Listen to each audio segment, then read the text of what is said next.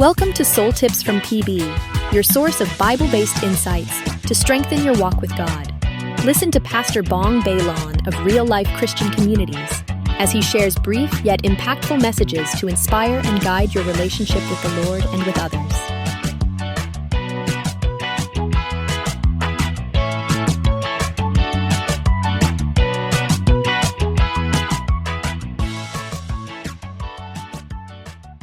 Hi there. Welcome po sa unang araw ng ating devotions for this week. At muli tayo po ay mag-meditate based on what we've studied nitong Sunday. So yesterday pinag-usapan natin yung choosing your priorities. At ang ginamit natin passage for that particular sermon is John 15 verses 1 to 17. So ang gagawin natin this week is ihimay-himayin natin ito muli, pag-aaralan natin slowly and taking each part and unpacking it and meditating on it para lalo natin mas maunawaan. And sinabi ko nga yesterday na may mga priorities, apat yun, na dapat natin bigyan ng halaga sa buhay natin if we want to live a life of faith, which is the wisest choice of all. At unang-una na dyan ay remaining in Jesus. So we want to start with that idea, and we're going to look at verse 1 muna. Ang title ng ating devotions for today ay Jesus Alone. At ang passage natin, verse 1, sabi ni Jesus, I am the true vine and my Father is the gardener. I think that is just so power-packed and full of truth na kailangan dyan muna tayo mag-focus before moving on to the other verses in John 15. So samahan niyo kung manalangin tayo as we reflect dito sa verse na to. Tayo po ay mag-pray. Lord, maraming salamat sa iyo, Panginoon, that we can unpack yung passage na John 15 verses 1 to 17 based sa napag-usapan itong Sunday about choosing our priorities. At unang-una na nga sa lahat is remaining in Jesus. So I ask and pray, O Lord God, na mangusap ka sa amin. Tulungan niyo po kami dito sa devotional na ito para marinig namin ang inyong tinig at maunawaan namin ang inyong kalooban para sa amin. Maraming salamat po, Panginoon. In Jesus' name. Amen and amen. Kapag tayo ay may pupuntahang isang lugar, maaari na there could be many ways or many roads leading to that destination. Lalo na sa panahon ng mga GPS, di ba? May mga choices tayo, and especially kung malayo-layo yung lugar, we can actually make different routes, pero pupunta pa rin tayo sa isang lugar eventually. Pero when it comes to having a relationship with God, totoo rin ba yun? Can we go by different routes? Ito yung isang bagay na sa panahon natin ngayon medyo controversial, because the Christian faith is all about the exclusive claim of Jesus bilang the only way, the only truth and the only life for us to have a relationship with God. And here in this passage, this verse, kaya sabi ko na medyo we have to focus on this one verse muna. Kasi dito sinasabi ni Jesus, I am the true vine and my Father is the gardener. Now, historically, ang Israel, ay merong privileged status of being called God's people. And more often than not, lalo na sa Old Testament, ang Israel is referred to as the vine. And God bilang gardener takes care of the vine. Pero unfortunately, each time na nababanggit yung ganong metaphor, it's often in a negative way kasi instead of fruit ang nakikita sa Israel bilang vineyard ng Panginoon, like for example in Isaiah 5, wala siyang nakikitang fruit doon. Instead, it's unbelief, idolatry, and sin. So Israel has failed to live up to that privileged status of being God's vineyard. Now, here in this passage, okay, Jesus says something that is really amazing kasi he is saying na no longer would it be based on ethnicity, kung ikaw ba'y anak ni Abraham, or by ritual, or by residing in the land of Israel. In other words, belonging to God is no longer based on any of those parang traditional ways of thinking about belonging to God, like circumcision or being born into the Jewish heritage. Sinasabi ni Jesus, actually, dito very clear. He's saying, I am the true vine. So he's saying, I am the true Israel. So in the coming of Jesus on earth, he radically changes, yung buong conception or perception ng what it means to be part of God's people or God's family. So he's making an exclusive, statement dito. He's saying in effect that there's only one way to be part of God's family, and that is through faith in Him, through faith in Jesus. So yung kanyang proclamation na ito, even though it might be controversial and it might cause some people to reject it, which is exactly what happened when Jesus was here on earth, when he was basically claiming, whoever has seen me has seen the Father, or you cannot have a relationship with God except through Him. That was really a stumbling block to many people kasi the Jews claim to be God's people because of their relationship with Abraham and the fact that God has given them the land. So, kumbaga, yun ang basis nila of being considered the people of God. At yung kanilang mga rituals like circumcision, siyempre yung temple, all of those external things, yun ang kanilang basihan for claiming that they are God's people. But here, Jesus makes this startling and controversial na comment. He's saying, I am the true vine. And then he adds pa na sinasabi niya doon na my Father is the gardener. So my Father is the gardener.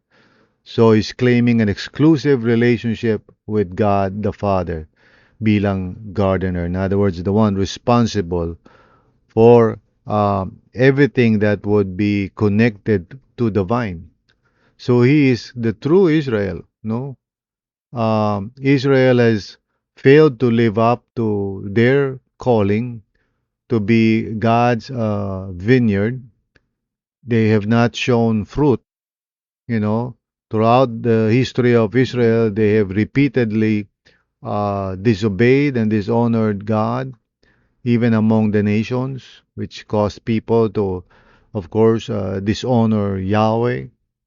So here, Jesus is saying that from now on, Israel will no longer be based on ethnicity, no longer based on ritual, no longer based on, saan ka pinanganak, or sino yung naging magulang mo, related ba yan kay Abraham, Isaac, and Jacob. He's basically saying from now on, he is going to be the center. And the only way, that anyone, whether Jew or Gentile, can have a relationship with God.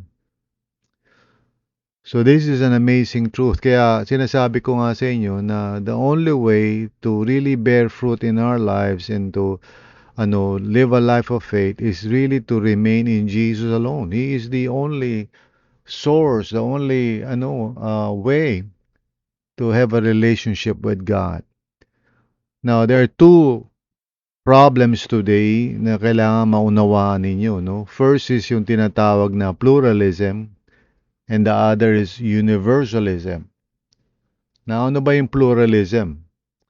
Yung pluralism refers to the belief na all paths or all religions lead to God. So, kahit ano pang religion yan, ano bang tawag dyan, lahat yan equally valid. You know, walang single religious tradition like Christianity that holds the complete truth.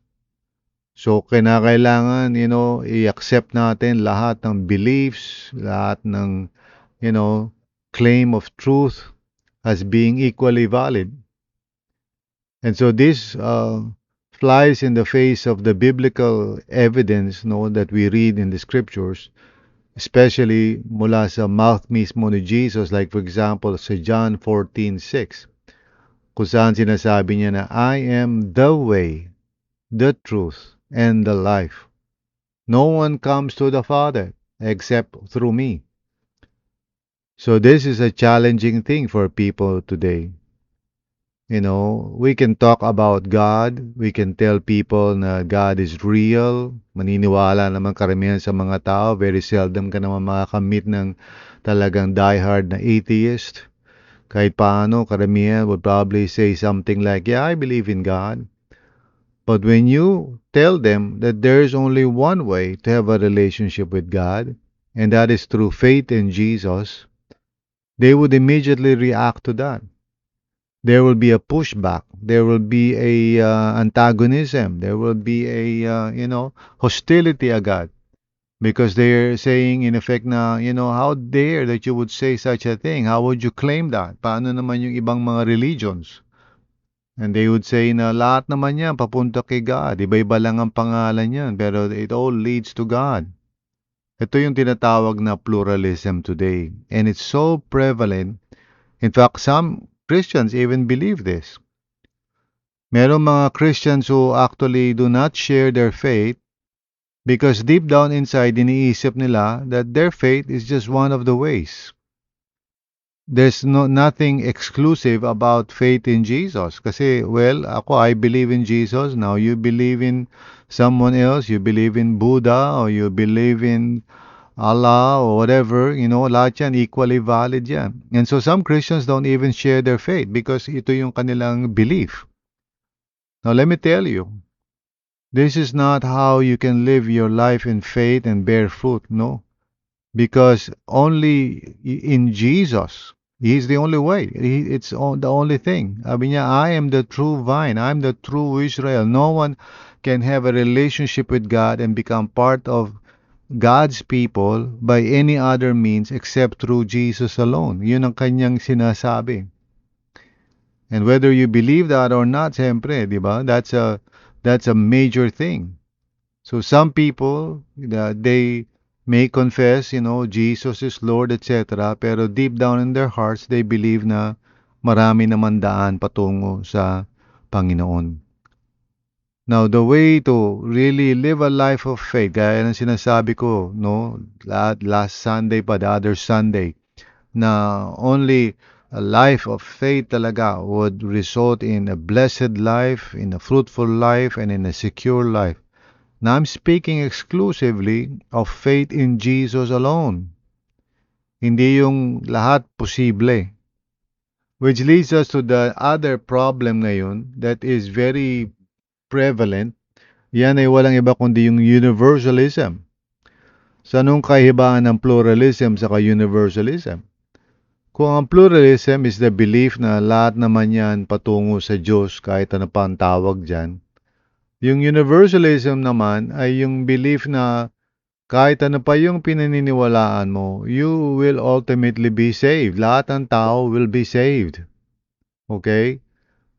Kahit ano pa yung paniwalaan mo, kahit ano pa yung buhay mo. Because God is good. God is merciful. Parang ganun yung universalist belief. No, God is kind. He is loving. So therefore, kahit na hindi ka nanampalataya kay Jesus, basta pag namatay ka, you go to heaven. Or kahit ano pa yung belief mo, God is merciful, you go to heaven. Merong ang belief a few years ago na yung ang tawag ay anonymous Christian, which is basically yung paniniwala na may mga tao naman talaga because of their good works, because of their kind character or whatever, Christian naman talaga sila because mabait sila. They just did not know. O tayo mismo, we do not know kasi hindi naman sila nagki-claim na Christian sila. They may be Buddhists or they may be Muslims or whatever. Pero because of their goodness of heart, mabait sila, well, therefore they are anonymous Christians. And by virtue of their good works, ultimately masisave pa rin sila. In other words, there's nothing special about believing in Jesus Christ. There's nothing there's no exclusive claim na kailangan you have to repent and believe in Jesus as your Savior and Lord. Ito yung universalism. And unfortunately, even some Christians believe this. Okay? Because they believe that God is merciful and kind. Meron na bang nakapagsabi o meron na ba kayo narinig, for example, when somebody dies, nasasabihin niya, well, it's so sad, itong kamag-anak ko na to, he is suffering in hell. Nobody would say that.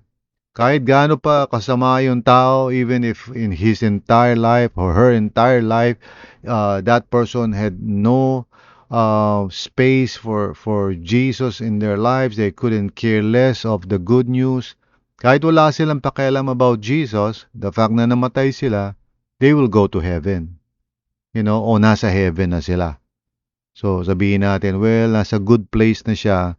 No, itong ganito ko, kamag-anak ko, namatay na siya, nasa good place na siya. I mean, he is now enjoying the presence of God. This is universalism. And in fact, some Christians, like I said, believe this. Now, if we believe this, now you have to understand kung ano implication nun. That means, well, you wouldn't even worry about sharing the gospel with your relatives or with your friends. Kasi kahit ano naman yung belief nila, masisave pa rin naman sila eh. Pupunta pa rin naman sila sa langit eh. So why would I even bother telling them about the good news of Jesus? There's no need. So you see, these two beliefs, itong pluralism and universalism, is one of the reasons why very poor ang ating outreach and evangelism. Not just I'm not just referring to our church, but in many churches today, many Christians don't share their faith because meron silang deep down conviction na kahit ano pang sabihin mo, Christian o hindi, or Catholic o whatever, lahat yan, pare-pareho naman niya, pupunta yan kay Lord. Tapos, yung universal belief naman na kahit ano pa yung gawin mo, kahit hindi ka maging born-again Christian, sa langit ka pa rin naman pupunta.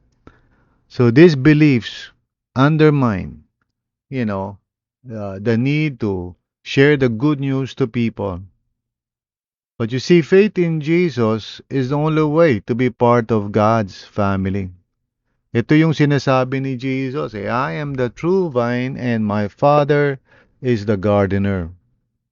Now that may really be a stumbling block to some people, but that's the truth. Jesus is making an exclusive claim. And yes, parang iniisip mo, narrow-minded yata yan. Paano naman yung iba? Yes, I know. We have those kinds of thoughts siguro. But remember, it is Jesus who says that I am the way, the truth, and the life. And in our verse today, sabi niya, I am the true vine. So, hindi na exclusive sa mga taong pinanganak sa Israel or meron silang masasabing ninuno nila na galing kay Abraham. Hindi na dahil sila ay nagpa-circumcise or anything like that. It's no longer an ethnic exclusivity, but rather a relationship with Jesus. So remember this. We cannot really bear fruit in our lives, and we cannot experience a life that is truly life except through faith in Jesus Christ. Amen. He is the only way. So, Jesus alone. Remain in Jesus. Yan ang ating pinag-uusapan. So, before anything else, itong linggo na ito, commit yourself in trusting in Jesus alone. Don't be ashamed of Him. Huwag mong i-compromise yun. And even if you know some people who might say, hindi, lahat naman niya pupunta kay God. You don't have to debate with them, but you don't have to agree with that. Because that is not true.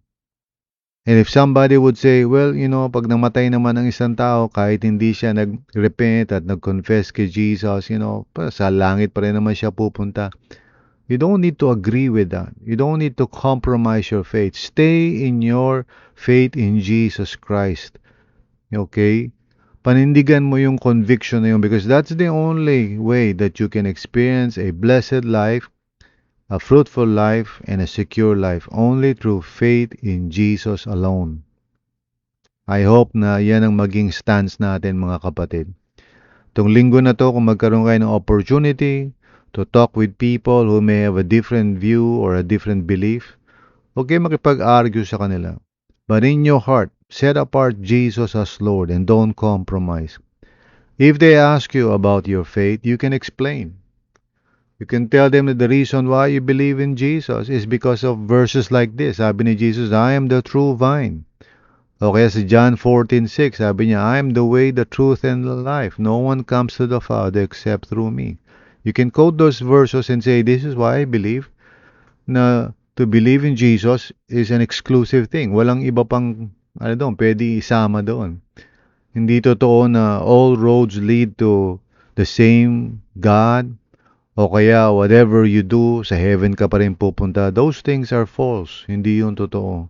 Stand your ground and be committed, to the Lordship of Jesus Christ in your own heart. Huwag mo i-compromise yun. Amen? So tayong lahat po ay manalangin. Lord, maraming salamat po for reminding us of the exclusivity of Jesus, of trusting in Jesus alone for our salvation. Thank you, Lord, for the promise and the assurance that to be part of God's family, God's vine, God's vineyard, is only through faith in Jesus kasi He is the true vine, no one else. Hindi totoo na all roads lead to the same God. Hindi rin totoo na regardless of how we live our lives, we will still go to heaven. That is not true. Thank you, Lord, that through faith in Jesus, meron kaming hope always. A blessed hope because of the assurance that you give us, O Lord, that through Jesus alone, we are saved and we will be saved by the grace of God. Thank you, Lord, in Jesus' name. Amen and amen. So once again, we are starting a new week po of devotions. I pray na samahan ninyo ko araw-araw at tulungan niyo ko na sabihin sa ibang tao ang patungkol sa ating devotions. Tulungan niyo ko i-encourage ang mga tao mag-grow in the Word of God. Ito ang kailangan natin mga kapatid. Hindi tayo mag-grow kung feelings lang o experiences lang.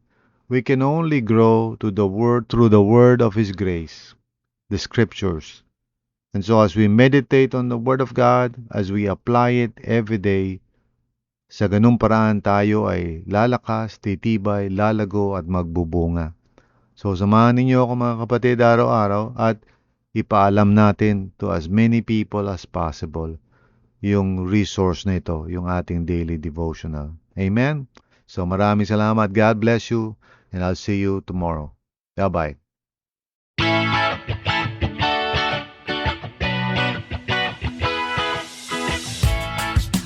Thank you for listening to Soul Tips from PB. I hope today's message has encouraged you in your spiritual journey.